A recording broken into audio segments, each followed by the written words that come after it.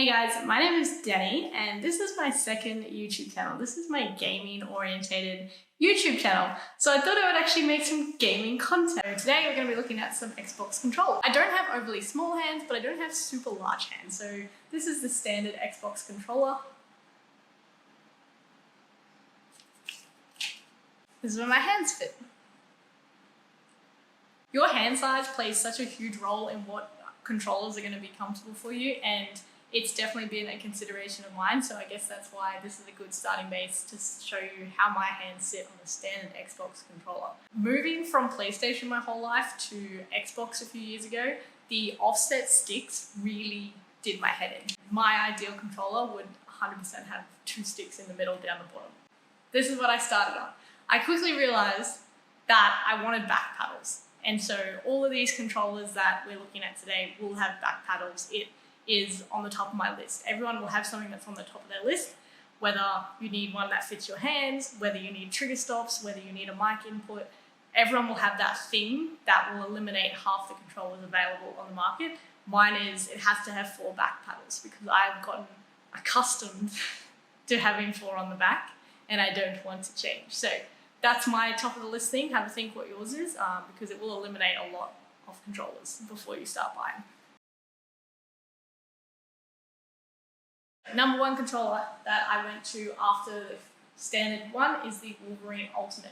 This has now been replaced by the Chroma, which I will show you guys as well. You can still get these, but I will show you why I don't probably recommend getting one of these. I ran this controller for a number of years, probably went through 3 or 4 of them, and they have been great. However, I recently bought another one because I found you could still buy them on Amazon, and I had an issue straight out of the box, and I know someone else who's had an issue straight out of the box. So this is it. They all sort of come with this cool little case. Controllers inside.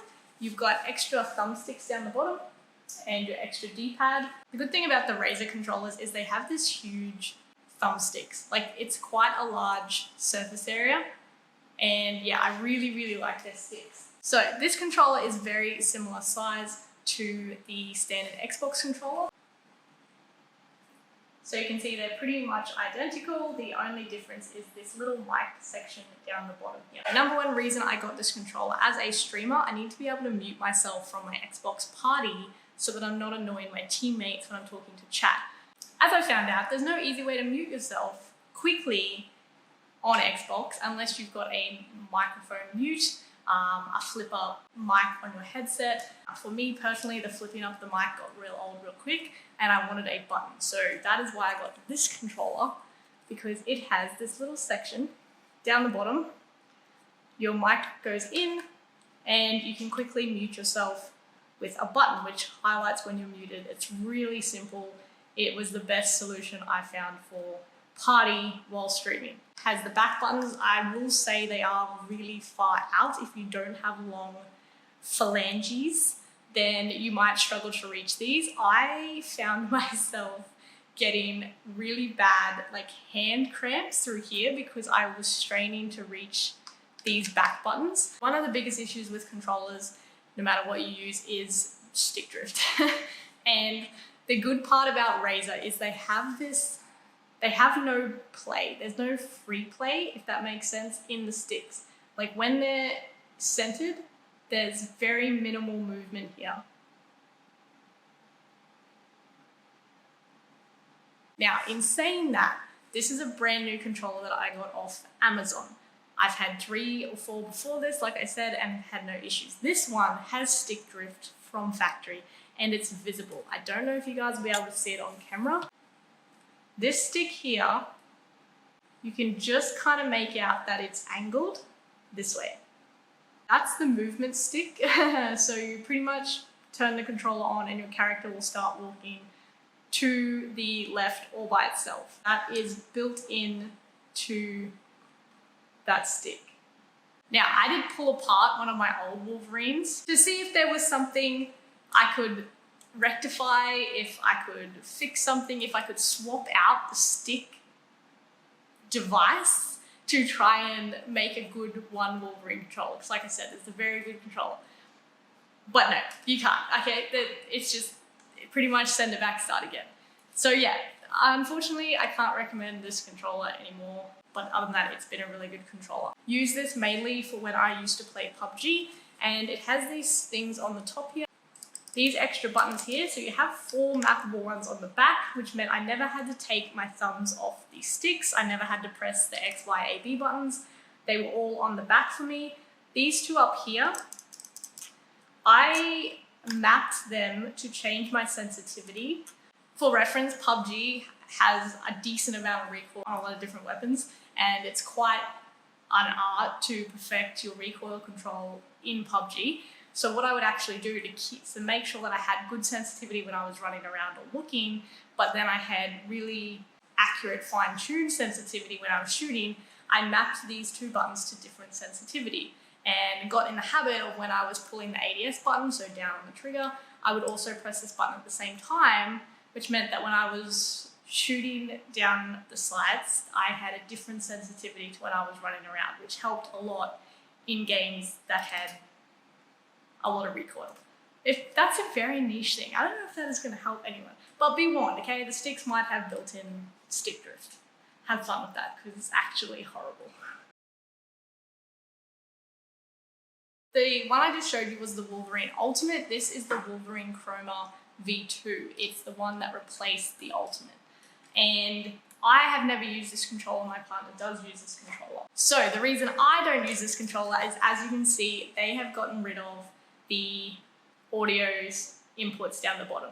You can no longer mute yourself. But as you can see, the sticks are still in the middle on the back. It still has these 2 top buttons that I was talking about. And the sticks are still really good. They don't really move until there's an input. There's very little play within the sticks. This is an old used controller, but still reasonably good for a controller that's had a lot of use. So yeah, I can't speak too personally on this controller. I do not use it because it has no mute button. However, it's very similar to the Ultimate that I showed you before. I will mention as well, these controllers are wired, so the Ultimate is wired, the Chroma is wired, and they all have trigger stops. So these are your trigger stops up here.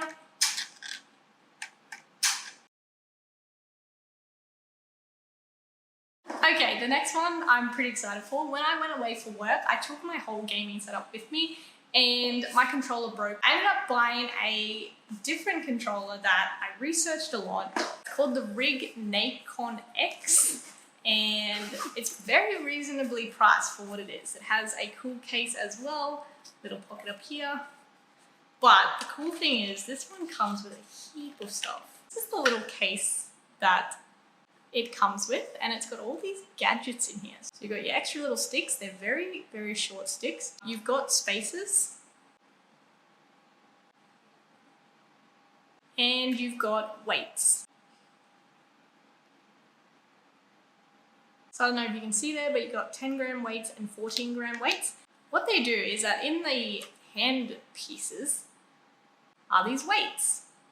So the weights come out, and you can replace the weight that's in the hand grip.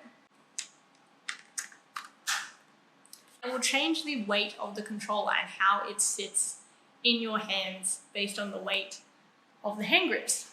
So underneath the sticks, this is where your spacers go, so you can make these sticks higher and higher, and then the sticks just press back in.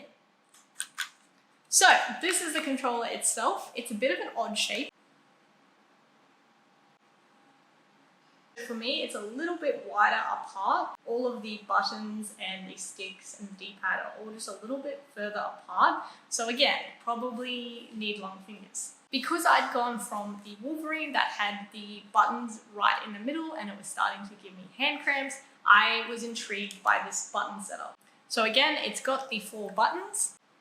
These are 2 of them, and the other 2 are actually on the hand grips.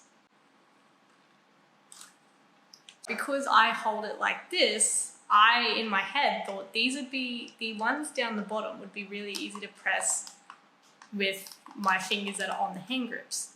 And these 2 would be with my middle fingers. It was all well and good in theory. However, what ended up happening is I was constantly squeezing the hand grips under intense situations, and I was pressing these buttons. Super annoying. The other huge thing that let this controller down for me is it does not have trigger stops. So when you're trying to rapid fire a pistol in Apex, this trigger stop distance is just way too far. Okay, trigger stops are pretty high up there on the list. But overall, if you didn't need these buttons, or if you could find a way to not accidentally press them like I did, this is a really cheap controller and pretty customizable for what it was. I probably only used this for about 6 months, so I never wore one out. I don't know what fails first in them. They have really good sticks, very minimal movement when the stick is not actually got any input into it. Not bad. There is one more controller that I would love to try, however it is on the pricey side, and it is the Thrustmaster, and it has interchangeable sticks and D-pads, and you can swap it around. So you can pretty much make a PlayStation controller for Xbox where you have the 2 sticks right next to each other. I would love to try that controller maybe one day. However, this is the controller that I've stuck with and I'm using. This is Xbox Elite 2 controller. These controllers have huge issues. I'm going to say that first so that everybody knows. I've shown you all the controllers here today that I have used in the past, issues that I've had. There's very little other controllers that have 4 back buttons. I have very specific needs, and there isn't a lot of other controllers left that are not super expensive. So this is the Xbox Elite. This one is worn and dusty and a bit gross, but it does come with some cool little things. This is a little charging dock. It's very nice. This is probably one of the coolest things I've seen, but basically you can sit it on your desk. It's got a non-slip pad. It's got a bit of weight to it, so it won't really like move around. It's got a nice felt cloth on it with the charging points that stick out, so you're not actually damaging your controller, which is pretty cool. I don't use this though, and I'll tell you why in a sec. And these are all the extra thumbsticks. You've got tall ones, short ones, convex. I've got the convex ones out. These are all concave. But you also have your little tool. This is your little stick tightening tension adjustment tool. Got an extra D-pad here. All right, let's talk about this controller. This controller I have on a swap out basis, which basically means when it breaks, I have another one ready to go. This broken one gets sent back and it rotates in that fashion because these do break. And it's a well-known fact. These are the standard back buttons. I'm not a fan. For me, they're a little bit small. I swapped them out for SCUF paddles, and I'll show you those in a sec. Trigger stops, it's the factory Xbox controller shape, so it's very easy to get used to. It has a good D-pad, all the boring stuff. Now, let me show you the issue. These sticks have a substantial amount of play from new. This is no input, right? So it's very hard to be accurate because the sticks have that much movement when there's actually no input happening. So it makes it really hard, like, you know, you're trying to do a little adjustment like this and it ends up shooting across the screen. I've had a few different ones of these controllers now and they all seem to have this movement. It is kind of annoying considering that the standard Xbox doesn't seem to have that issue. So a lot of people will find that stick problem to be the #1 kind of con for them, and I get that. It's something I've had to get used to just because I like everything else about this controller. Okay, so because Microsoft figured out that the Xbox Elites were being sent back a lot of times, they decided, instead of fixing whatever issue they continue to have, and I've had all sorts of issues with my Elite controller. Sometimes the right bumper goes, sometimes it's a trigger. A few times it's been the stick, where the input for the stick will stay out, like you're pushing the stick but you're not. That's incredibly frustrating in a first-person game, especially in Apex trying to loot a box. Your character just keeps walking forward. Super annoying. Okay, the issue is that there is an issue there, and instead of fixing it, they decided to bring out a base version of their Elite controller, which are available in white, blue, and red. They basically are the Elite, but without all the extra things, like the extra sticks. They don't come with back paddles. It assumes you already have back paddles from your other Elite that you bought that broke. So you swap them on. There is spots for the back paddles, they just don't come with back paddles. So because I already have a heap of cases and I already have a heap of sticks spare, this makes more sense. These are cheaper and this is what I use now. So I just buy these. As I said before, I don't like the Elite paddles, so I swap them out. SCUF makes paddles for the Elite too. They're bigger, they're more spaced out, so I don't accidentally press the wrong one. And I just find them to be a lot better. Same issue, lots of play without any input, super annoying. To counteract this, I've actually gone and put a little sponge to try and stop a bit of the movement. This little boy's not really doing much anymore. I probably need to chuck a newer, wider one on to kind of get rid of that play that's in there from factory. Finally, because I said that microphone is really important to me, they make this. This is from Amazon. I will put the details in the description, but it basically goes straight into a factory Xbox controller, gives you a mic input as well as a big mute button. Super helpful for streaming. And all it does is it goes straight into the bottom like that. This is my hand placement. As you can see, it makes it super easy to press the buttons that I need. I never have to take my hands off the sticks. Have fun with the stick play. Alright, so yes, that is all of the controllers that I've used over the last 2 or so years. As I said, I've used a number of Elites, a number of Wolverine Ultimates, and now I've got the base controller for the Elite. So those are the ones that I've used. I would like to try the Thrustmaster. That is the next one that I'm kind of interested in, and I'll put all the details for these down below. Obviously, I have spent a substantial amount of money on controllers over the last few years, so I hope that this information has, I don't know, either helped someone or given them information on what controller they can buy and the realities of the controller market at the moment and how inadequate so many are. For me to have a warranty cycle for controllers, that's pretty insane. Like, there's really no fit for purpose controllers out there that have all the features that we need, and I understand that that's hard to fit all that stuff into one controller, but yeah, I thought this video might help someone, so please let me know if it did in the comments below. If you enjoyed this video, please like and subscribe. This is a very new kind of content for me, and I appreciate any feedback or opinions that you have, so thank you. Otherwise, if you would like to ask me any more questions or anything like that, you can leave a comment, or I would love it if you popped into my live streams. I stream weekly over on Kick, and I'll put the link to that in the description as well, so you can come say hi and be like, hey, I found you on YouTube. That would be nice. Okay, bye.